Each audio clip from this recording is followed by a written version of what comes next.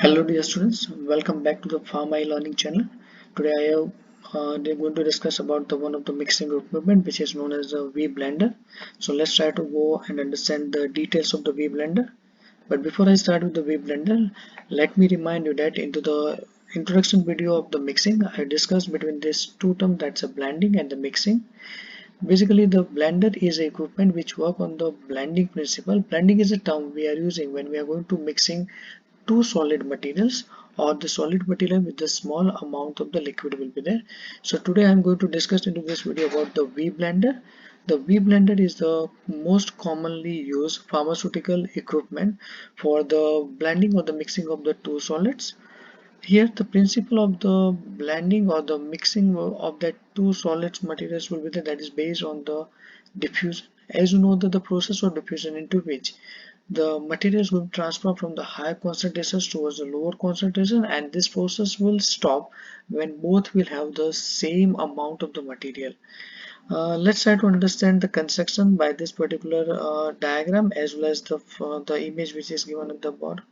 Here as is shown that it consists of the two hollow cylindrical vessel of the container that are generally joined at an angle of 75 to 90 degree, and because of that when they are going together by this angle they are giving a alphabetical shape, that is a V. That's why this blender is given the name that is called the V blender.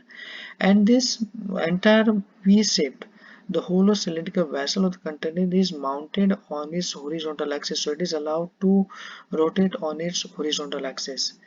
Nowadays one of the another modification has been made into this type of the blender. It is provided with the intensify bar as shown in the diagram. These are the two intensify bar will be there.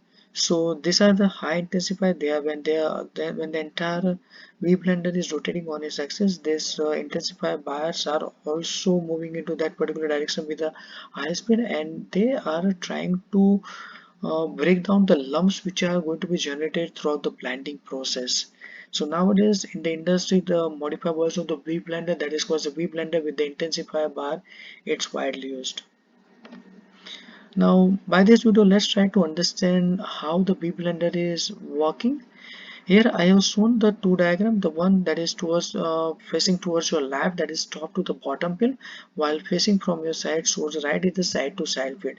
It means that in the first one, top to the bottom pill, we are going for the filling of the material from the one of the corner, one of the part of that particular vessel from top to the bottom, while here we are going for the another one, we are going for the filling of the material or that powder which we are going to blend together from the side to side.